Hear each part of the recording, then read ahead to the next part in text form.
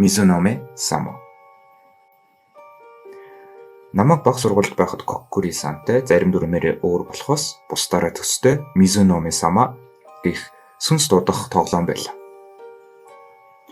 Үүнийг тоглохын тулд сургуулийн цэвэр усны цоргон дээр очих ёстой ба урдаасаа 3 дахь цоргоноос ус уун нүдэн анин зогсоод Мизуноме Сама гой өөрийгөө харуулаач миний урд гараад ирээч гэх үгийг хэлэх ёстой ба тэгээд зүүн тавхаандаа тэгээд баруун тавхаандаа хүрээд ахин цоргоноос ус уугаад нүдэн нээх ёстой ба ингэсний дараа газар дайвилзаж би чинь хөнгөн мэдрэгдэж чи яг л зогсоохороо хөвж байгаа мэт мэдрэгддэг байв.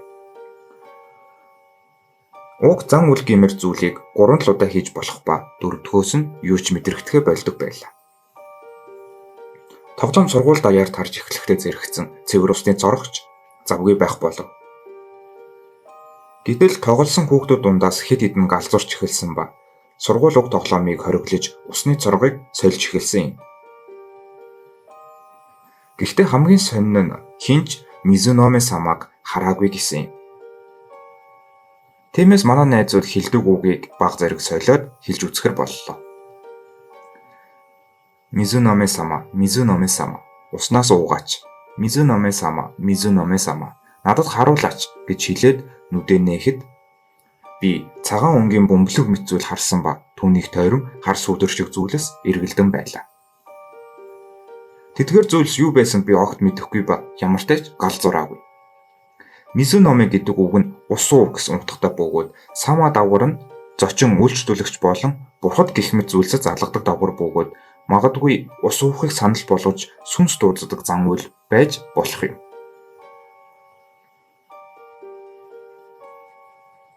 Кенкун болон 2 дахь давхрын нууц. Энэ явдал болоход би их сургуулийн 1-р курсын оюутан байлаа. Би ганцаараа байр түрээсэлж амьдардаг байсан бөгөөд гэр бүлээс өгдөг мөнгө их байгаагүй учраас мөнгө муутай оюутан байв. Би хоолны газар болон дэлгүүрт цагийн ажил хийж өөрийгөө болгодог байсан ба гэрийн багш их мөнгө олгыг мэдээд гэрээр багшлахаар шийдсэн юм. Интернетээр ийм ажил хайх нь тэмч найдвартай биш байсан тул дүүргийнхээ ажил хайх хэлтэст бүртгүүлээд ажлаа хайж эхлэв. Удаачгүй надад дуудлага ирлээ. Дундаж насны эмэгтэй байх бөгөөд хүүдээ Япон хэл болон англи хэл заах багш хайж байгаагаа хэллээ. Би цагийн 3000 yen болохоо хэлэхэд тэр өдрийн 4 цагаар өдөр бүр ирж чадах уу гэж асуулаа. Энд чинь нэг өдрийн 12000 yen шүү дээ. Би чихэндээ ч итгэсэнгүй. Тэр намайг маргааш ирэхийг хүсэхэд би ч зөвшөөрөн очихоор боллоо. Үдээс хойш 5 болж байх үеэр өдрийн хоолоо идчихээд тэднийд очлоо. Заасан хаягны дагуу очиход жижигхэн эвгүй байшин намайг хөглөө. Би өөртөө энэ бол зүгээр л ажил гэж хэлээд хаалганы хонхыг эргэлзэнгүй дарав. Хаалганы цаанаас ахмиг насны эгч одоо очлоо гэж нилээд тайвширсан байдалтай хэлхэн сонсогдов. Хаалга онгойход уцаар ярьсан бололтой эгч гарч ирлээ. Түүний ус маш их хаагдсан байх ба нүдийг нь тойрон хар туяа татсан байв. Түүний инээд нь үнэхээр эвгүй аймаар гэмээр харагдсан ба би шууд л мөнгөндөө баяртай гэж хэлээд зүхтмаар байлаа. Игч наашаа оролтоо гэд инээд нь үнэхээр аймаар санагдсан ч би орохоор болов. Би баярлалаа гэд ороход миний хоолой чичирч байсан байх. Тэр намайг цааш дагуулan ороход миний нуруунаас хүйдтан нэг л тохгүй мэдрэмж төрж байлаа. Цааш явсаар хүүхдийн гэмээр өрөөнд орлоо. Чихмэл баавга, тоглоомын робот, зурагт хичээлийн ширээгээд л. Хичээлийн ширээний ард хүүхэд хоош харан хичээл хийж байгаа мэт харагдав. Би түүнтэй өрөөний нөгөө булангаас мэдлээд ойртон харахад тэр хүүхэд биш, хүүхэлдэй байлаа. Гараар хийсэн гэмээр хүүхэлдэй. Өнөөх ихч энэ бол миний хүү гэж хэлэхэд миний царай төрчгтэй хувхаа цайсан байлаа. Энэ бол аюултай газар гэж миний зүн бэлэг шивнэлээ. Би энэ чинь хүүхэлдэй байна шүү дээ гэж өөрийн мэдлгүй хэлчихв. Хөгшин эмэгтэй. Чи юу яриад байгаа юм бэ? Энэ бол миний хүү, Кенкун гэд орилж уйлж эхэллээ. Энэ бол маш муу, бүр маш муу зүйл. Магадгүй тэр намайг алах байх. Би энд өгөхийг хүсэхгүй байна.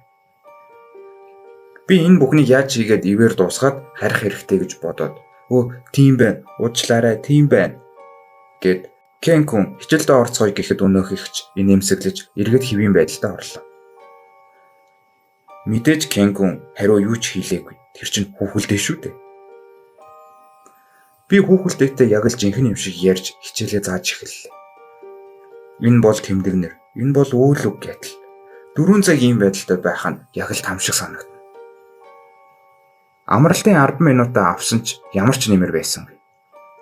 Харин бүхий л хугацаанд өнөөхөгч биднийг хүүтнээр нэмсэглэн харсаар байлаа. Арай ч юу гэж нэг юм 4 цаг өнгөрлөв. Би Кент хандаж, "За энэ хүрээд хичээлээ дуусгая да" гэлээ. Хүүхэлдээ мэдээж хариу хэлсэнгүй. Хөгшин ихч дуусчихсан уу? Баярлаа гэд хүүтнээр нэмсэглэлээ. Би бошуу явахаар бэлдэж эхлэхэд ихч орой болчихож хоол идээд явал даа гэв. Би өдөр юм идчихсэн. Зүгээр дээ. Баярлаа гэхэд тэр ахаад л орилоод эхэллээ. Би үнэхээр их балмагдаж айж эхэлсэн тул түүнийг тайвшруулад хоол идэхээр боллоо. Ийм сонин айл, сонин хоол хийж өгөх байх таа гэж бодсоор ширээний ард суув. Тэр халтарцсан тоогоо гарган хоол хийж эхэллээ. Караны үнэр, жирэнийгэн караны үнэр. Би баг зэрэг санаа амарлаа. Хоолж болж тэр бас л халтарцсан хаяганд хоол хийж өглөө. Би дурамчхан амсаж үзэхэд тийм ч гоё амтагдсангүй. Бас тийм ч муухай байсангүй. Нөгөө ихч хоол амттай байна уу гэж асуухад нь би амттай байна гэд шууд л хэлж орхилоо. Шууд бас сандрангуй хариулж орхисон болохоор тэр намайг худлаа хэлж байгааг гадарлсан баг. Үүний хариуд тэр "За ашгүй дээ" гэд намайг хоноод явахыг хүслээ. Энд юу болох гээд байгааг би үнэхээр ойлгосонгүй. Би эвтэйхэнд хадгалцаад тэр "Гой, Кен хүн баярлан шүү" гэхэд нь би "Баярлаа. Гэхдээ би чадахгүй" гэлээ. "Гойж байна. Чамайг явуулах Кен хүн гомдон шүү дээ" гэд хүүтнээр инээлээ. Би энд байх төдийд л айж байж яаж энд хонч чадах вэ?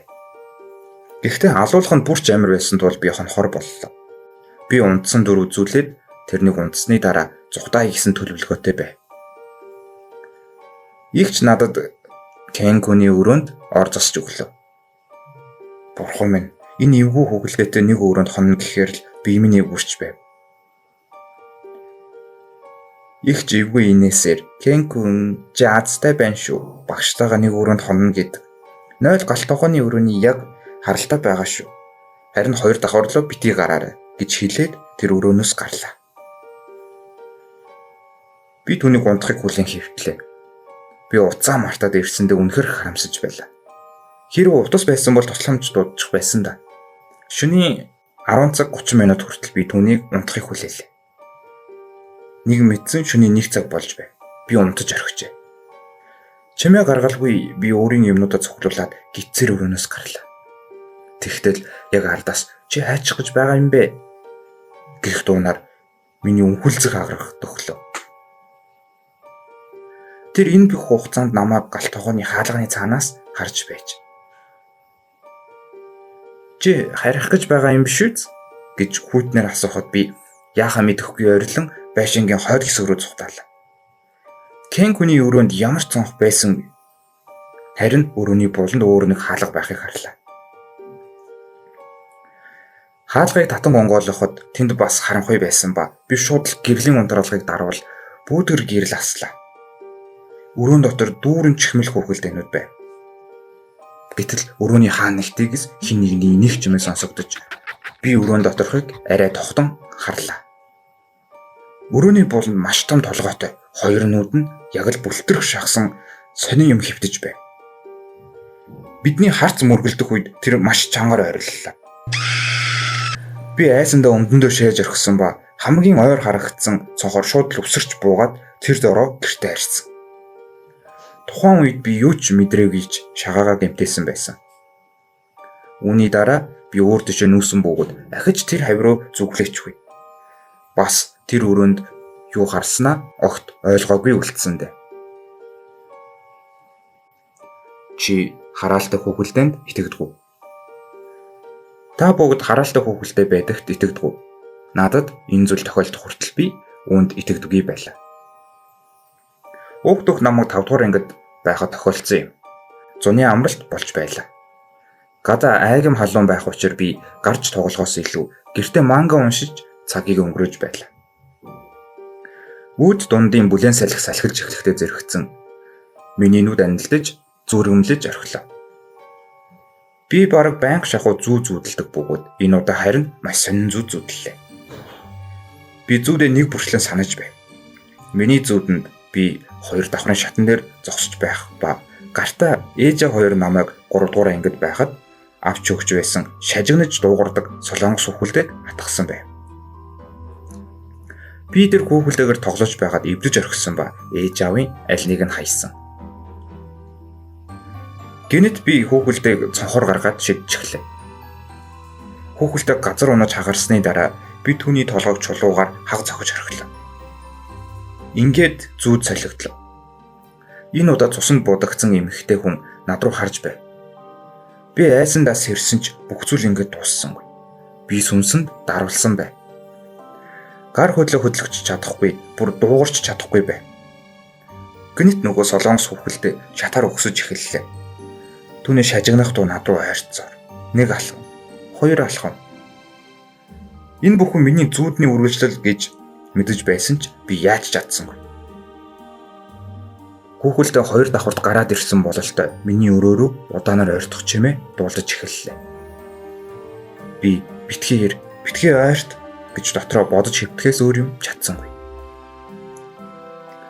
Гэнэт миний бие хөдөлж эхэллээ. Би шууд л өрөөнөөсөө гарч гэрийнхэн рүүгээгүй. Тэд хүүхэлдээ хийгч бүр өөрийн сүнсээ хийсэн хүүхэлдээ бүртээ шингээдэг юм гэж хэлсэн. Магадгүй би хүүхэлдэйг эвдэж хөөрхий хүүхэлдээ надад үс сансандаа зүүднэнд минь дайрсан байх гэж бодоод өнгөрсөн. Одоо би хүүхэлдээнээс үнэхээр айдаг болсон. Хэрвээ чи хүүхэлдээ авах юм бол сайн арчлах хэрэгтэй шүү.